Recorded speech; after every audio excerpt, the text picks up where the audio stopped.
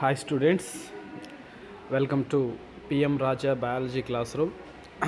ఈరోజు మనం చెప్పుకోబోతున్నటువంటి టాపిక్ 7th క్లాస్ సంబంధించినటువంటి first chapter nutrition in plants.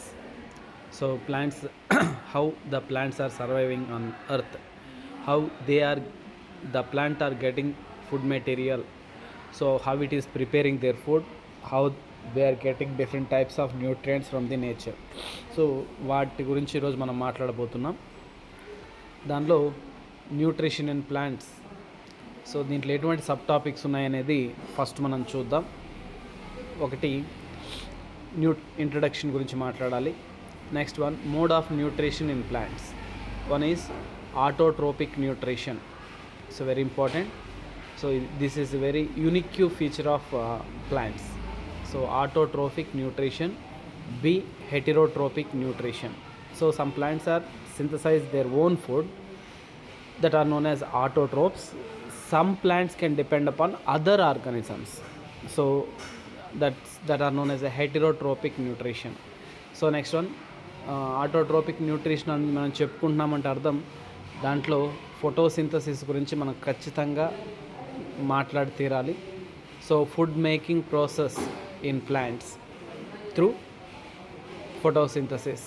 Next fourth one, synthesis of plant food other than carbohydrates. So not only carbohydrates మాత్రమే కాదు, other than ఏముంటాయనేది మనం చూస్తాం ఇక్కడ. Next one, other modes of nutrition in plants. Other modes of nutrition in plants అంటే ఇక heterotrophic nutrition అన్నాం కదా, దాంతో టైప్స్ వస్తాయన్నమాట. ఇన్సెక్టివోరస్ ప్లాంట్స్ అని, సాప్రోఫైట్స్ లేదా సో నెక్స్ట్ సాప్రోప్స్ అని, సాప్రోట్రోప్స్, నెక్స్ట్ పారాసైట్స్ అని, సింబయోసిస్, వీటి గురించి చూస్తాం. Next how nutrition are replenished in the soil. So ఎలాగ మళ్ళీ తిరిగి న్యూట్రియంట్స్ అనేటివి సాయిల్లోకి చేరుతాయనే దాని గురించి కూడా మనం ఇక్కడ చేస్తాం. So now let in to our topic nutrition in plants. Introduction గురించి ఇప్పుడు మాట్లాడదాం. సో మీరు టెక్స్ట్ బుక్లో ఇచ్చినటువంటి విషయంతో పాటుగా ఎక్స్ట్రా సబ్జెక్ట్ కూడా మీకు అనలైటికల్గా ఎక్స్ప్లెయిన్ చేయడం జరుగుతుంది. 1-2 సార్లు బాగా వీడియోను చూసి అర్థం చేసుకోండి. సో ఫస్ట్ మనం ఇంట్రడక్షన్లో మనం మాట్లాడితే క్లాస్ 6లోనే చూసాం ఫుడ్ అండ్ దేర్ కాంపోనెంట్స్ అని. సో ప్రతి living organism, every living organism needs food. For which purpose food is required? For their requirements like energy production, protein, body building, so otherwise so other functions also needs nutrients. So from the protection from the diseases. So ఇట్లాంటి అన్ని ఆస్పెక్ట్స్లో nutrients అనేటివి మనకు every living ఆర్గానిజంకి కావాలి. So ఇక్కడ మనం మాట్లాడేది nutrients అంటున్నాం. So న్యూట్రిషన్లో nutrients అనేటివి ఉంటాయి. న్యూట్రియంట్స్ అంటే మనందరికీ తెలుసు, లివింగ్ ఆర్గనిజమ్స్ అనేటివి ఫస్ట్ కార్బోహైడ్రేట్స్ని, ప్రోటీన్స్ని, ఫ్యాట్స్ని, అలాగే విటమిన్స్ని, మినరల్స్ని, రఫేజెస్ని ఖచ్చితంగా వాటి యొక్క ఫుడ్లో కలిగి ఉండాలి అని. ముఖ్యంగా హ్యూమన్ న్యూట్రిషన్ గురించి చూస్తే మ్యాక్రోన్యూట్రియంట్స్, మైక్రోన్యూట్రియంట్స్ అంటాం. మ్యాక్రోన్యూట్రియంట్స్ ఏవి? Carbohydrates, proteins, fats. మైక్రోన్యూట్రియంట్స్ ఏంటి? Vitamins, minerals. So water, roughages కూడా ఉంటాయి. సో మైక్రోన్యూట్రియంట్స్ ఏవి అంటే మెయిన్గా విటమిన్స్, మినరల్స్. సో ఇవన్నీ ఉంటే ఇవన్నీ తీసుకోవడాన్ని మనం న్యూట్రిషన్ అంటున్నాం. సో దాంతో ఇవే న్యూట్రియంట్స్. సో ఫర్ ఎగ్జాంపుల్ ఇప్పుడు మనం దేని గురించి మాట్లాడుతున్నాం? Plants. Plant also living organism. It needs some materials for their survivability. ఓకేనా? So some exceptions are there when you compare to the plants and animals. So ప్లాంట్స్కి some exceptions అనేటివి మనం చూడొచ్చు. ఎందుకంటే ప్లాంట్స్ అనేటివి it cannot move from one place to another place. ఎందుకు movement గురించి చెప్తున్నామంటే animal can move from one place to another place for the capturing of their food. Okay, so most of the animals. What about plants? Plants cannot move. That's why naturally the God's creation, the plants can synthesize their own food. Right? Are you got it? So plants are having very important. So plants are preparing food themselves. But animals and humans cannot synthesize their own food. But these animals and humans depend upon plants. It means it can eat the plant. So every animal directly or indirectly depend upon plants.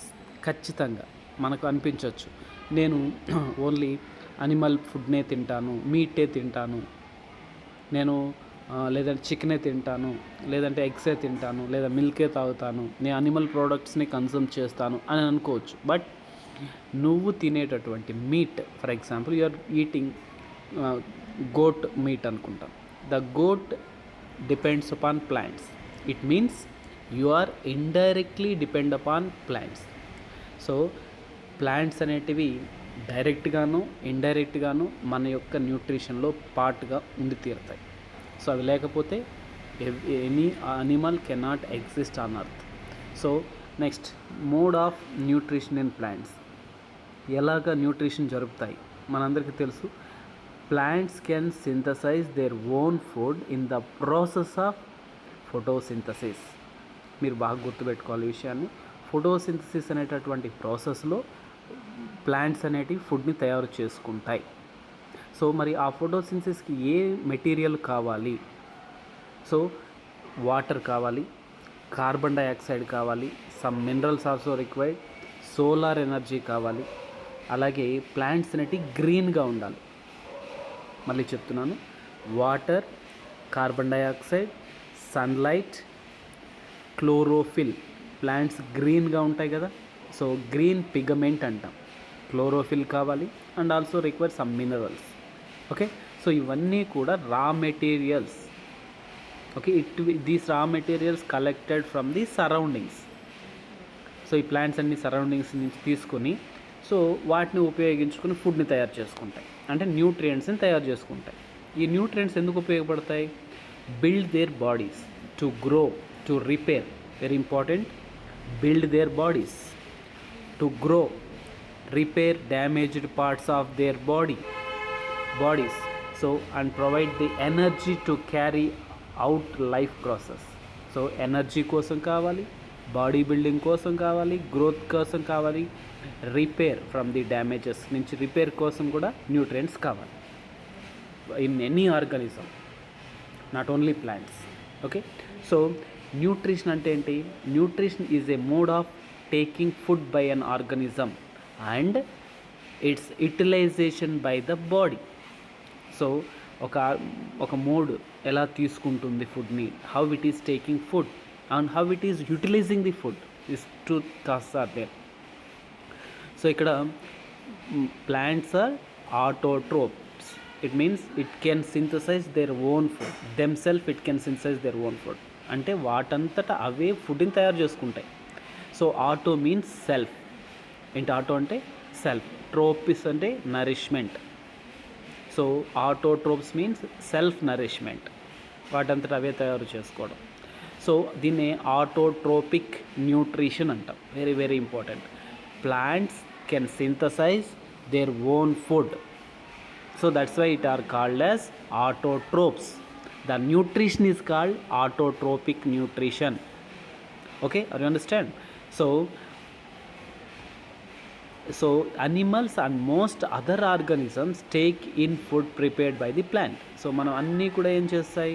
Other organisms అన్నీ plants తయారు చేసినటువంటి ఫుడ్ని తీసుకుంటున్నాయి, డైరెక్ట్గానో ఇండైరెక్ట్గానో వాటి మీద ఆధారపడుతున్నాయి అని అన్నాం. So కాబట్టి అనిమల్స్ అన్నీ కూడా ఏంటవుతాయి? Heterotrophs.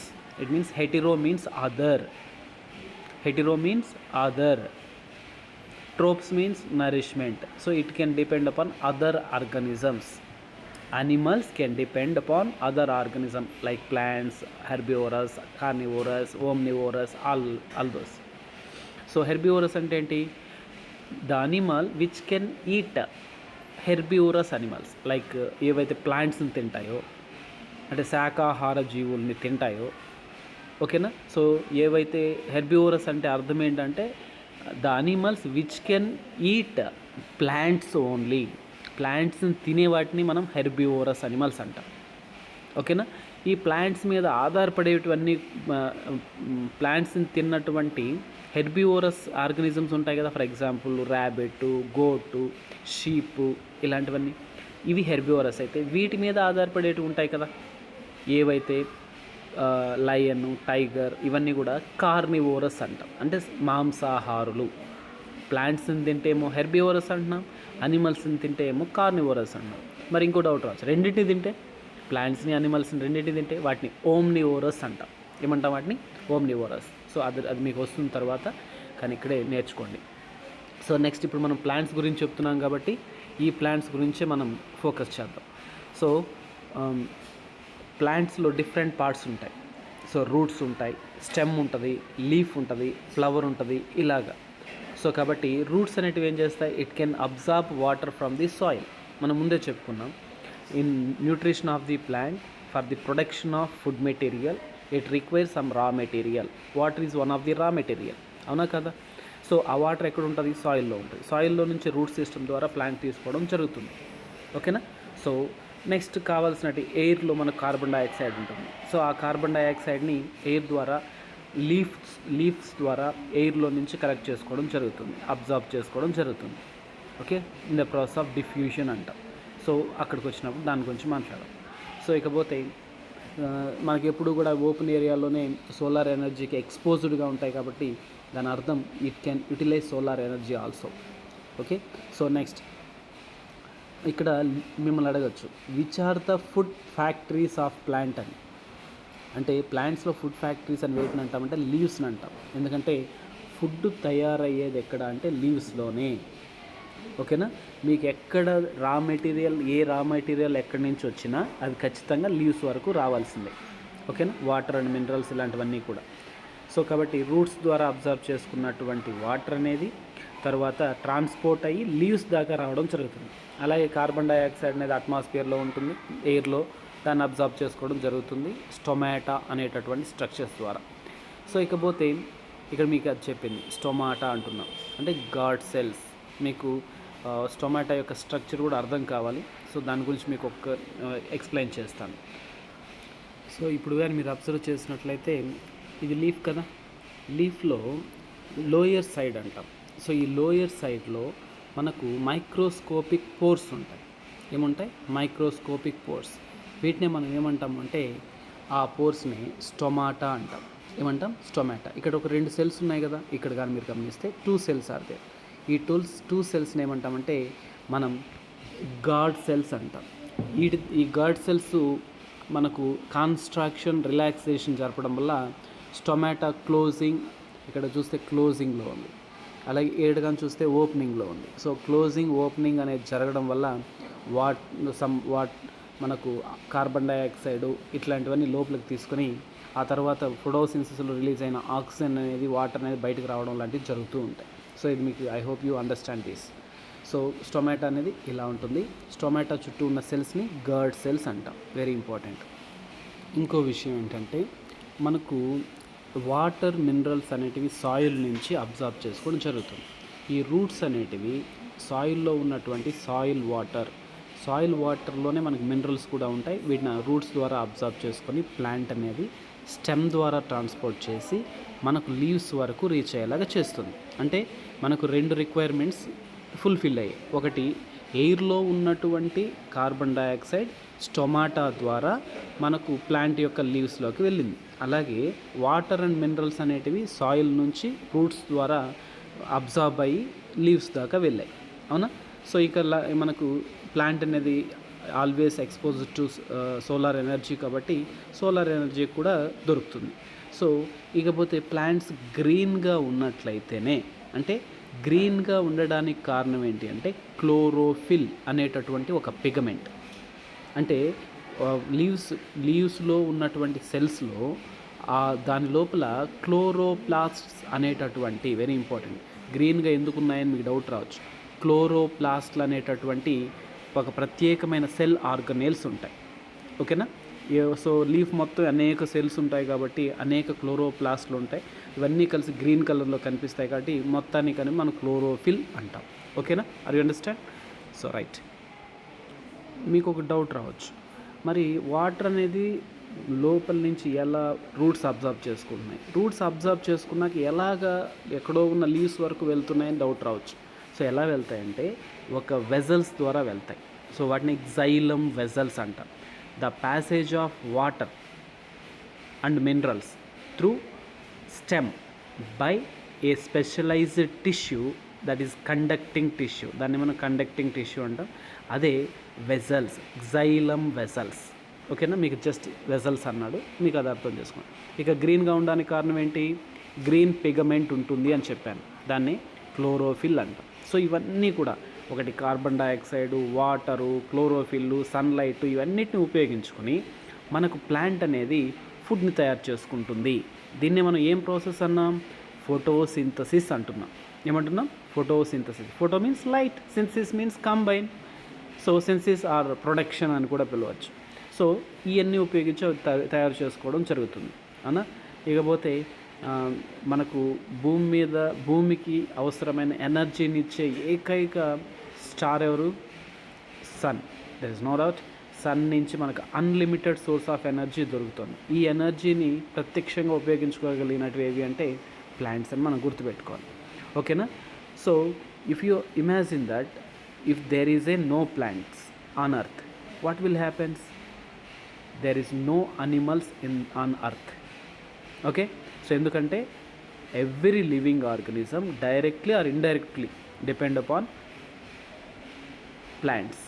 For which purpose? We already told in photosynthesis. ఫోటోసింథసిస్లో ఫుడ్ని తయారు చేసుకోవడంతో పాటు ఆక్సిజన్ అనే దాన్ని కూడా రిలీజ్ చేయడం జరుగుతుంది ప్లాంట్ అనేది. కాబట్టి ఫుడ్తో పాటు ఆక్సిజన్ కూడా రిలీజ్ అవుతుంది. ఆక్సిజన్ మనందరికీ అవసరం కదా. సో కాబట్టి ఫోటోసింథసిస్లో తయారైన ఫుడ్ ప్లాంట్స్ ఉపయోగించుకుని తర్వాత ఆ ప్లాంట్స్ని తిన్నటువంటి అనిమల్స్ ఆ ఫుడ్ రిసోర్స్ని కూడా కన్సర్వ్ చేసుకుంటాయి. దాంతోపాటుగా మనకు ఆక్సిజన్ రిలీజ్ అవుతుంది కదా ఫోటోసింథసిస్లో. సో ఆ ఫోటోసింథసిస్లో రిలీజ్ అయినటువంటి ఆక్సిజన్ని అన్ని ఆర్గనిజమ్స్ కూడా ఉపయోగించుకోవడం జరుగుతుంది for their respiration, cellular respiration and energy production. So దాంట్లోనే మనకి ఎనర్జీ ప్రొడక్షన్ రిలీజ్ అవుతుంది. సో ఇక్కడ మీరు ఒక చిన్న విషయాన్ని గుర్తుపెట్టుకోండి. మీకు ఆల్రెడీ ఒక్కసారి సెల్ని రీకాల్ చేసుకోండి. సెల్, అనిమల్ సెల్ అయినా ప్లాంట్ సెల్ అయినా ఫస్ట్ మనకు 3 పార్ట్స్ అనేవి చాలా ఇంపార్టెంట్. ఒకటి వచ్చేసి సెల్ మెంబ్రెయిన్, సైటోప్లాజం, న్యూక్లియస్. ఏంటది? Cell membrane, cytoplasm, nucleus. So plant cell అయితే దాని చుట్టూ సెల్ వాల్ కూడా ఉంటుంది. ఓకేనా? సో మనం వీ నో వెరీ వెల్, సెంటర్లో మనకు థిక్గా ఉన్నటువంటి స్ట్రక్చర్ని న్యూక్లియస్ అంటాం. మనకు సెల్ చుట్టూ సైటోప్లాజంని, న్యూక్లియస్ని ప్రొటెక్ట్ చేస్తూ ఒక షేప్ని ఇచ్చేదాన్ని సెల్ మెంబ్రెయిన్ అంటాం. అలాగే మనకు జెల్లీ లైక్ సబ్స్టెన్స్ ఉంటుంది అన్నాం కదా, దాన్నే మనం సైటోప్లాజంగా చెప్పుకుంటాం. నెక్స్ట్, సో ఫోటోసింథసిస్ గురించి మీకు అర్థమైందని అనుకుంటున్నాను. సో ఫోటోసింథసిస్కి చాలా ఇంపార్టెన్స్ ఉంది నేచర్లో. సో ఇక్కడ ఒక్కసారి కానీ మీరు చూసినట్లయితే carbon dioxide plus water gives rise to sunlight by chlorophyll, carbohydrates and oxygen. ఇప్పటిదాకా నేనేం చెప్పాను? ఫుడ్ని తయారు చేస్తున్నాయి అన్నాను కదా. సో ఫుడ్ అంటే ఏం ఫుడ్? ఆ ఫుడ్ పేరే కార్బోహైడ్రేట్స్. ఏంటది? కార్బోహైడ్రేట్స్. మరి ఇక్కడ రిలీజ్ అవుతున్నటువంటి గ్యాస్ ఏంటి? ఆక్సిజన్. అవసరమైన గ్యాస్ ఏంటి? Carbon dioxide. Are you understand? So very important. ఇక్కడ మీరు గార్డ్ సెల్స్, స్టొమాటా గురించి చూడొచ్చు. 2 గార్డ్ సెల్స్ మధ్యలో గ్యాప్ ఉంటుంది కదా, దాన్ని స్టొమాటా అంటాం. మామూలుగా అయితే గార్డ్ సెల్స్ అనేది కిడ్నీ షేప్లో ఉంటాయి. సో స్టొమాటా ఓపెనింగ్, క్లోజింగ్ జరగడం ఇవంతా కూడా మనం అబ్జర్వ్ చేయొచ్చు. ఇక్కడ థీమాటిక్గా చూస్తే మనం బాగా అర్థం చేస్తే ఒక ప్లాంట్ ఉంది. ప్లాంట్కి కార్బన్ డైఆక్సైడ్ అవసరమవుతుంది. అలాగే కార్బన్ డైఆక్సైడ్ని తీసుకుని ఆక్సిజన్ రిలీజ్ చేస్తుంది. సోలార్ ఎనర్జీని కన్సర్వ్ చేసుకుంటుంది, అంటే లైట్ ఎనర్జీని. తర్వాత ఇది గ్రీన్ కలర్లో ఉంటుంది కాబట్టి దాంట్లో ఉన్న పిగమెంట్ని క్లోరోఫిల్ అంటాం. వాటర్ ద్వారా మనం ప్లాంట్ అనేది వాటర్ని అబ్సార్బ్ చేసుకొని వెజల్స్ ద్వారా ఆ లీవ్స్ వరకు ట్రాన్స్పోర్ట్ చేయడం జరుగుతుంది. So very simple, very important. మీకు అందరికీ బాగా అర్థమయ్యేటట్టుగా డయాగ్రామటికల్గా టెక్స్ట్ బుక్లో కూడా ఇవ్వడం జరిగింది. ఓకేనా? సో మీకు అర్థమైందని అనుకుంటున్నాను. సో మనకు ఫర్ ఎగ్జాంపుల్ మనకు ప్లాంట్లో మనకు ఫోటోసింథసిస్లో ఫుడ్ అయినటువంటి కార్బోహైడ్రేట్స్ తయారవుతున్నాయి అని చెప్పుకుంటున్నాం కదా. మనకు కార్బోహైడ్రేట్లు తయారయ్యాయి అని నువ్వు ఎలా ప్రూవ్ చేస్తావు? ఒక సైంటిఫిక్గా టెస్ట్ చేయాలి కదా. అంటే మరి ఇప్పుడు మీకు డౌట్ రావచ్చు, గ్రీన్గా ఉన్నటువంటి ప్లాంట్స్ మాత్రమే ఫుడ్ని తయారు చేస్తాయా, లేదంటే నాన్ గ్రీన్గా రెడ్గా ఎల్లోగా ఉన్నటువంటి లీవ్స్ కూడా ఫుడ్ని తయారు చేస్తాయా అని. మీకు డౌటే అవసరం లేదు. ఓన్లీ గ్రీన్గా ఉన్నటువంటి లీవ్స్ మాత్రమే తయారు చేస్తాయి. అయితే దాన్ని మనం టెస్ట్ ద్వారా ప్రూవ్ చేయాలి అంటే కార్బోహైడ్రేట్లు ఫోటోసింథసిస్లో తయారవుతాయి. ఈ కార్బోహైడ్రేట్లని లేదా స్టార్చ్ అంటాం. కార్బోహైడ్రేట్కి మరో పేరు స్టార్చ్. ఈ స్టార్చ్ ఉందా లేదా అని టెస్ట్ చేయడానికి మనం వాడే కెమికల్ ఏంటంటే అయోడిన్. అయోడిన్ని మనం వాడినట్లయితే ఈ యొక్క అయోడిన్ టెస్ట్లో మనకు లీవ్లో కానీ కార్బోహైడ్రేట్ లేదా స్టార్చ్ కానీ ఉంటే బ్లూ బ్లాక్ కలర్ వస్తుంది. Very very very very important. ఓకేనా, బ్లూ బ్లాక్ కలర్ రావడం జరుగుతుంది. ఫర్ దిస్ పర్పస్ మనము ఒక 4 to 5 days కూడా ఇక్కడ మీకు ఇచ్చారు.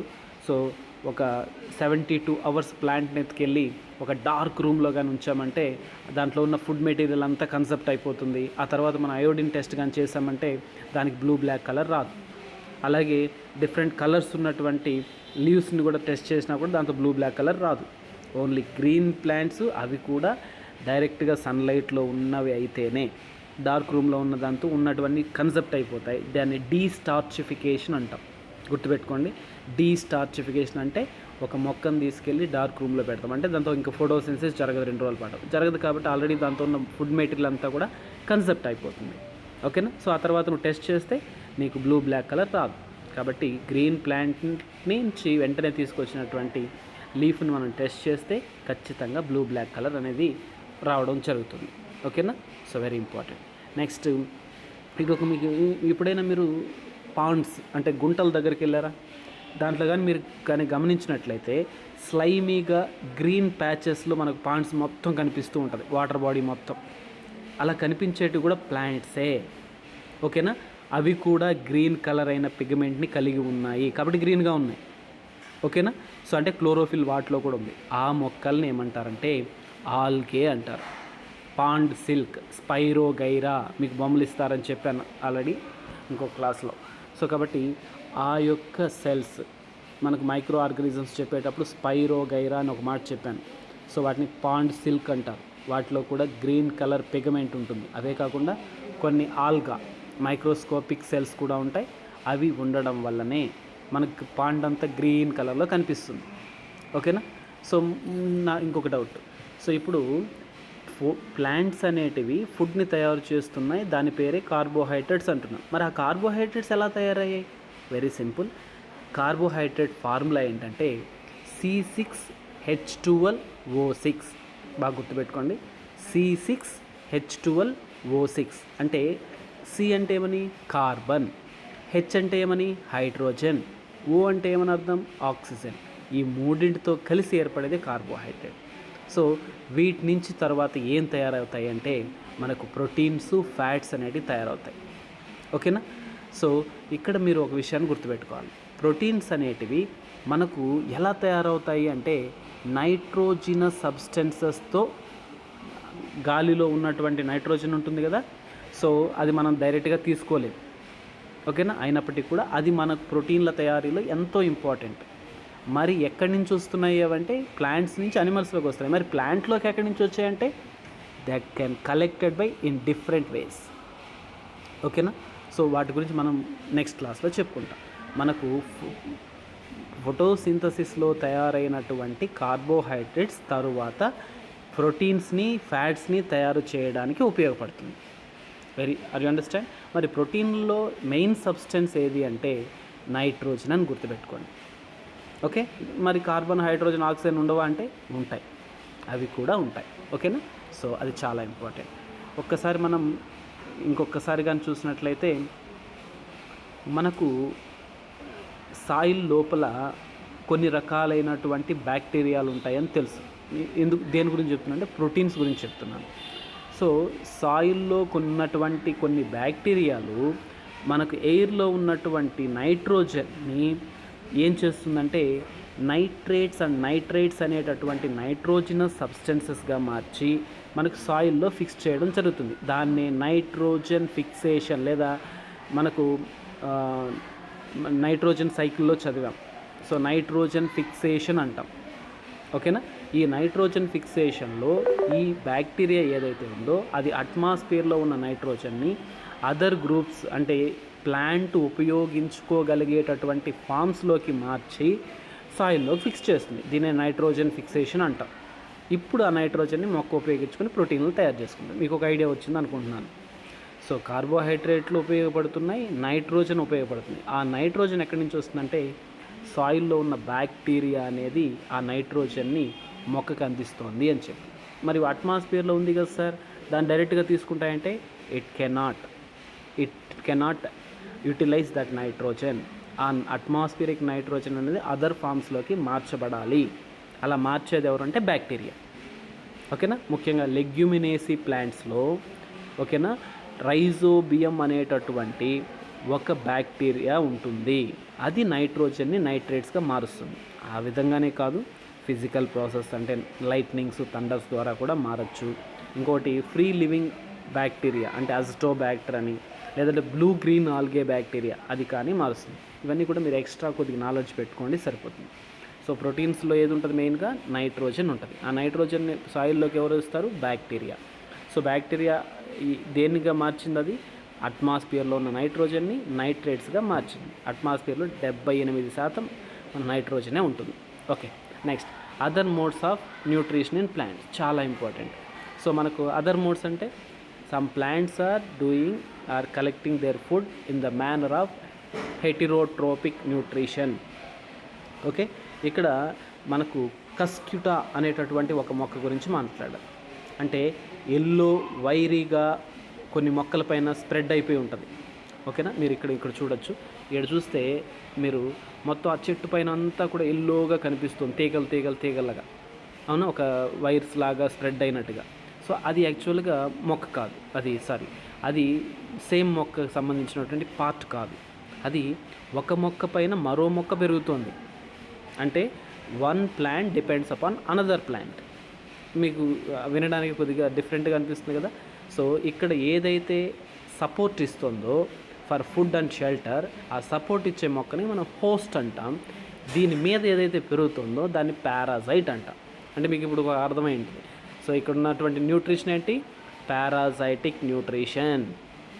మరి ఎందుకు పారాసైటిక్ సార్ అనొచ్చు. ఇక్కడ హోస్ట్ నుంచి ఆ కస్క్యుటా ప్లాంట్ లేదా అంబరెల్లా ప్లాంట్, అంబర్బెల్ అని కూడా పిలుస్తాం, అమర్బెల్ అని ఇచ్చాడు మీకు, అమర్బెల్, లేదంటే దీన్ని డోడర్ ప్లాంట్ అని 10th క్లాస్లో ఇస్తాడు. సో కాబట్టి ఈ యొక్క క్లైమ్స్ అంటే మొత్తం కూడా స్ప్రెడ్ అయిపోతుంది కదా, క్లైంబింగ్ ప్లాంట్ అనమాట for their food and shelter.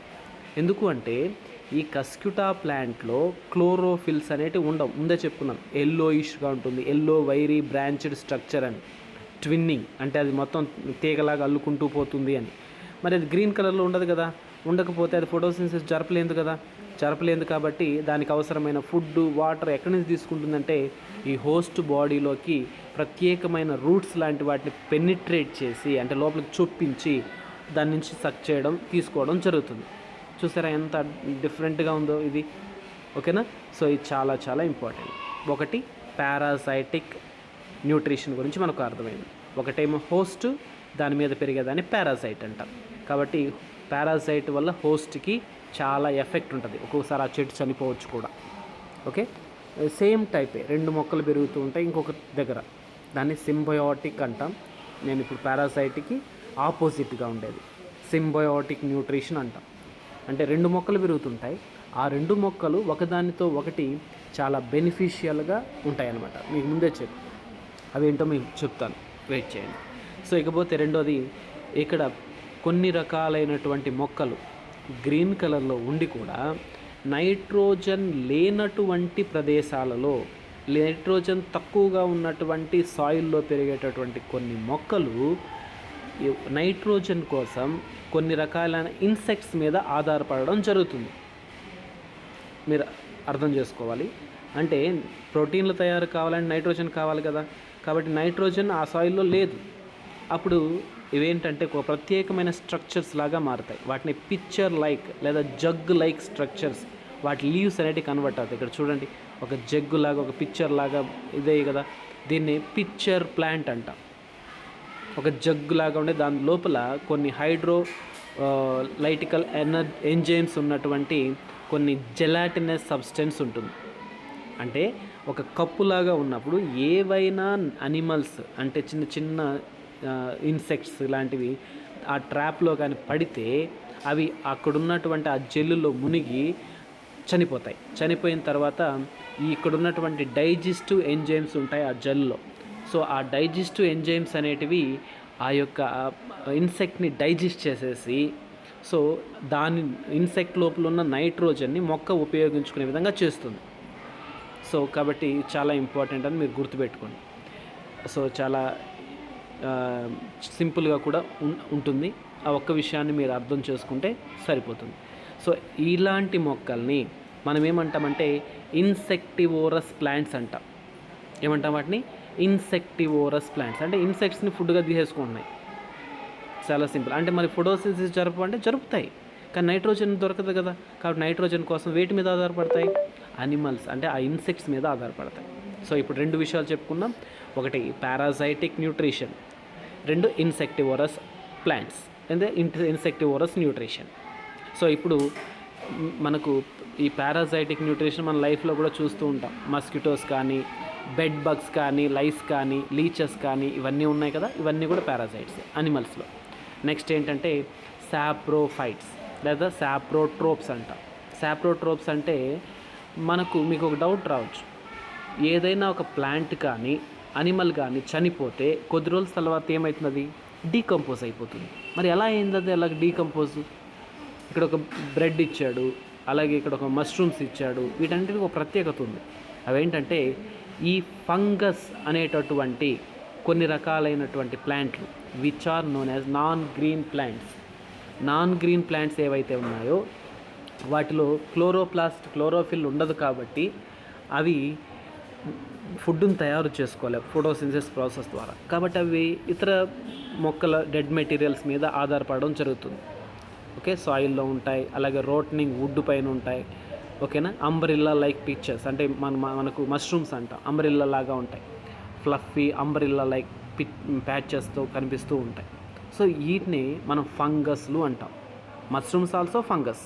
Okay, so మనం ఎప్పుడైనా బ్రెడ్ తిని అక్కడ పెట్టేసి 2-3 రోజులు అట్లాగే తెలిస్తే దాని మీద ఫంగస్ వచ్చేస్తుంది. అలాగే పికిల్స్ మీద ఫంగస్ వచ్చేస్తుంది. సో ఇడ్లీ దోశ పిండి ఆ డౌస్ మీద కూడా మనకు తడిగా ఉన్నట్లయితే ఫంగస్ ఫామ్ అవుతుంది. ఏంటంటే ఈ ఫంగస్లన్నీ కూడా నాన్ గ్రీన్ ప్లాంట్స్. అంటే మరి ఇవి బతకాలి కదా, ఎక్కడ బతుకుతాయి? డెడ్ అండ్ డీకే మెటీరియల్స్ మీద బతుకుతాయి. ఇలా డెడ్ అండ్ డీకే మెటీరియల్ మీద బ్రతికే వాటిని ఏమంటామంటే సాప్రోఫైట్స్ అంటాం. ఓకేనా, ఇలా జరిగే న్యూట్రిషన్ని సాప్రోఫైటిక్ న్యూట్రిషన్ అంటే ఈ ఫంగస్లు డీకంపోజర్స్ లాగా వ్యవహరించడం జరుగుతుంది. ఓకే, అంటే ఒక డెడ్ అండ్ డీకే మెటీరియల్ని డీకంపోజ్ చేయడం జరుగుతుంది అనమాట. మీకు అర్థమైంది అనుకుంటున్నాను. నెక్స్ట్ వచ్చి సింబయోటిక్ అసోసియేషన్. చాలా చాలా ఇంపార్టెంట్. ఇంతకుముందు పారాసైటిక్ న్యూట్రిషన్ చూసాం, అందులో 2 మొక్కలు బతుకుతూ ఉన్నాయి. ఆ మొక్కలు ఒక దాని వల్ల ఇంకొక దానికి నష్టం ఉంది. అంటే ఒక మొక్క ఏమో బెనిఫిషియల్, ఇంకొక మొక్క ఏమో ఎఫెక్టెడ్ అండ్ చనిపోతుంది. అర్థమైందా? సో కస్క్యూటా ప్లాంట్ హోస్ట్ ప్లాంట్ నుంచి ఫుడ్ని అలాగే వాటర్ని అబ్జర్వ్ చేసుకొని బతుకుతుంది. ఇలా బతుకుతూ దాన్ని చంపేస్తుంది, అంటే హోస్ట్ని చంపేస్తుంది. కాబట్టి దాన్ని సింబయోసిస్ అన్నాం. మరొక రకమైనటువంటిది ఏంటంటే పారాసైటిక్ అన్నాం. మరో రకమైనది ఏంటంటే సింబయోసిస్ లేదా సింబయోటిక్ అసోసియేషన్ అంటాం. ఎగ్జాంపుల్ ఏమిటంటే lichens. Very very very important. Chlorophyll containing, ఇక్కడ 2 బతుకుతూ ఉంటాయి. ఒకటి ఫంగస్, 2 ఆల్గే. అంటే 2 క్లోరోఫిల్ కంటైనింగ్ పార్ట్నర్, క్లోరోఫిల్ లేనటువంటి ఫంగస్ పార్ట్నర్. ఇవి 2 కలిసి బతుకుతూ ఉంటాయి. పార్ట్నర్ అంటే బెనిఫిషియలే కదా. సో కాబట్టి 2 కూడా బెనిఫిషియల్గా ఉంటాయి.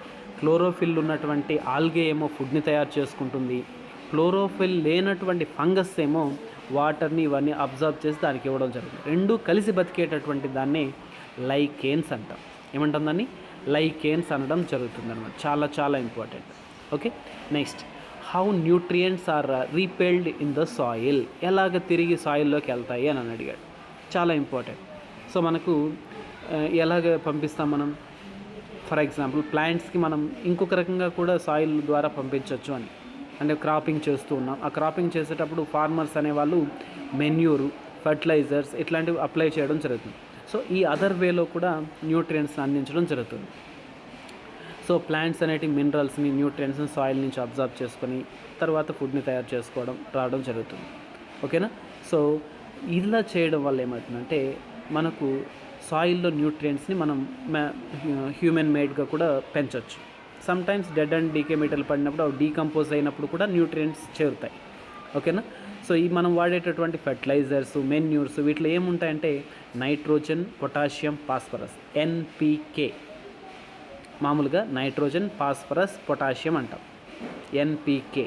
సో ఇవి చాలా ఇంపార్టెంట్. సో ఇవి ఏం చేస్తాయంటే సాయిల్లో న్యూట్రియంట్స్ పర్సంటేజ్ పెరగడానికి, సాయిల్ హెల్దీగా పెరగడానికి, న్యూట్రియంట్ రిక్వైర్మెంట్ని తీర్చడానికి, ఏవి రేట్కి, ప్లాంట్స్కి తీర్చడానికి ఉపయోగపడతాయి. ఓకేనా. సో కాబట్టి చాలా చాలా ఇంపార్టెంట్ అనమాట. So crop plants absorb a lot of nitrogen and the soil becomes deficient in the nitrogen. అవునా. ఫర్ ఎగ్జాంపుల్ నువ్వు ఏదైనా ప్యాడీ లాంటివి వేసావు, ఎక్కువ నైట్రోజన్ తీసుకుంటాయి. సో ఇలా తీసుకున్నప్పుడు నైట్రోజన్ తగ్గిపోతుంది కదా సాయిల్లో.